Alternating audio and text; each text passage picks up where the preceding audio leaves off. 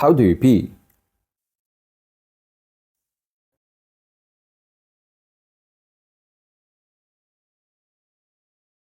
Hi, my name is Chris. Welcome to my channel. Today, since I joined the mainstream with my 600 subscribers, I decided to do Q&A, question and answers. I already gathered the list, mostly in DMs obviously, some in the comments, some serious ones, some were just taking a piss, but I will try to answer them all. What's your accident? There was no accident. This one's a polio thingy. Happened when I was a newborn. I was like 4 months old, I believe. So yeah, maybe it was an accident, but not that kind of an accident you think about. Do you like veggies? I don't think there's enough room in this flat for 2 wheelchairs, so I'll say no. Do you drive? Yes sir, I do. My left leg is kind of working, so with automatic gearbox I can drive with no special equipment. It's the same as the other people. It takes time to get into the car and get out of it as well. What part of your morning routine takes the longest? Finding a will to get off the bed? Nah, I'm just messing with you. I think that's kind of a female-oriented content because they do such things like, welcome to my channel, spend a morning with me. That kind of a thing. I'm not watching it and I don't really know how would that look in my case. I mean, I'm just waking up, having coffee, doing what I need to do, work from time to time, basically trying to survive the day like any other human being on the planet. There's nothing special about my mornings, except when from time to time I'm forgetting to take my phone to the toilet, right? Have you ever broke your arm? Yes sir, I did broke my arm. If so, how did you manage? Let me show you.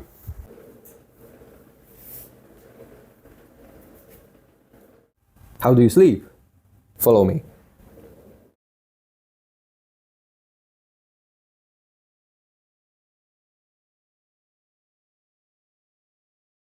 What's the piece of advice you would give to a disabled person? Just don't be disabled. It's hard. It may sound like a dad's advice, but just don't do stupid things that can put you in a chair. Or do them, I don't care. It's your life, not mine.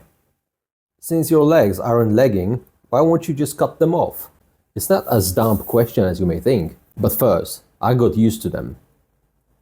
They're like hanging with me for like 40 something years. But there are some cons of having no legs. I mean, those prosthetics are expensive. You can't wear shoes. Right now I can, but from the other hand, I don't really know what for. Second, the only famous person I know that has no legs is Oscar Pistorius. And I don't really want to end up like him. Oh, these are serious ones. Can you tell us a little bit about yourself and your background? I just did. My name is Chris, I'm 41.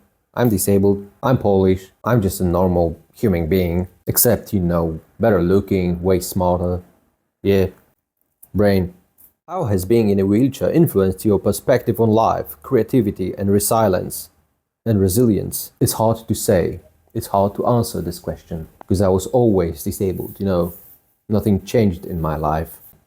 So I have no comparison to, previous me. I just am who I am. And I can't really be sure if it's a disability thing that created me as I am right now, or just I am. Like, how would I know? Obviously, as a kid, as a different kid, I was mocked in school. But just since I grew a bit and I grew a bit stronger, then kids were just afraid. How simple is that? How do you approach accessibility, independence, and daily routines? So once again, I just am who I am. Like, I'm coming from a family of 6 children. 6, yeah. And I was the oldest one. So I was taking care about my siblings. So I had to be like independent. It's just how it was and how it is right now. Like, because in the modern world, it's really easy to be independent. Maybe not fully independent, but it's really easy, especially in Europe. Almost every government building is accessible. Buses, trams, restaurants, pubs, hotels, at some point obviously. But being independent disabled is really easy. Piece of something, as Americans are saying. I don't know, bread, whatever.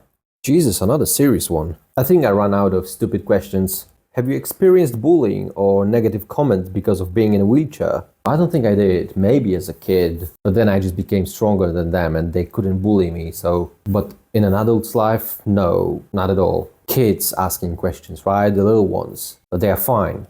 I mean, they're just asking questions, like, why is he on a wheelchair? Why his legs are so skinny? Why is he vomiting in front of a pub? Have you noticed people staring at you? Yeah, obviously, everyone stares at me, but I'm just fabulous. Why wouldn't they? And if someone stares out of his, stupidity, I just stare back. I have plenty of time. I can do it forever.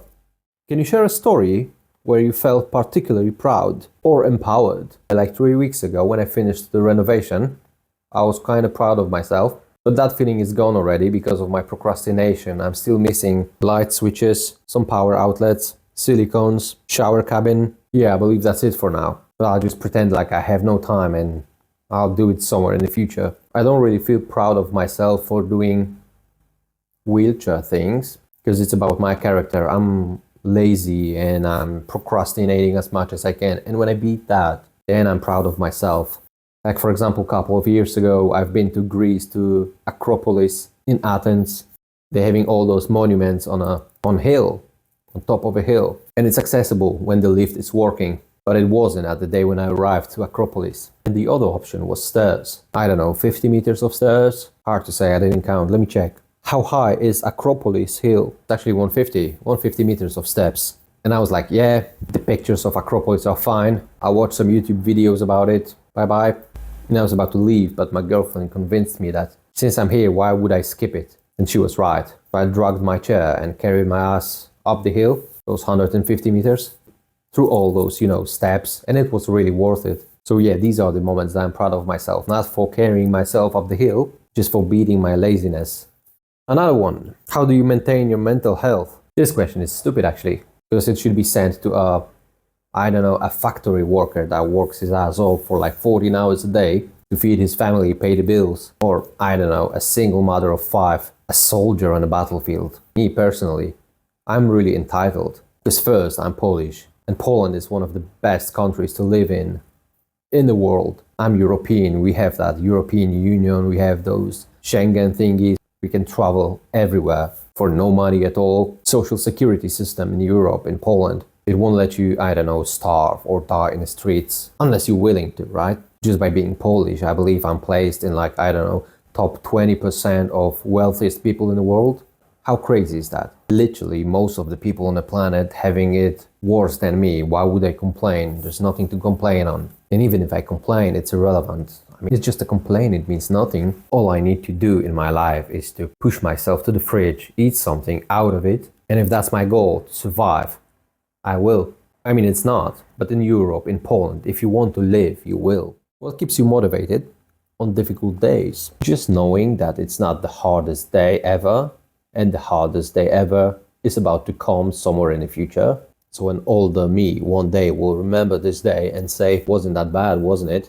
Was there a moment when you realized your story was helping or inspiring others? Yeah, actually it happened at the beginning of my social media journey. At the beginning of this year, a guy from Italy sent me a message that he broke his spine a couple of months back and he felt, horribly. And he didn't know what the future holds for him. And he actually said that I'm the first disabled person that he's watching. And he just said that it's not as hard as he imagined, which was very heartwarming, So yeah, it's not a war story about a soldier losing his legs or something. But I guess he just realized the wheelchair doesn't end your life. It just makes it different.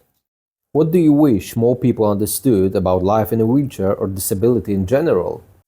Nothing. You know what? Maybe one thing. Most of us, if not everyone, at some point will be disabled. Whether it's broken leg, age, having a baby in a baby buggy. Then people maybe realize that lifts are really needed. Buses with lower floor were worth the investment.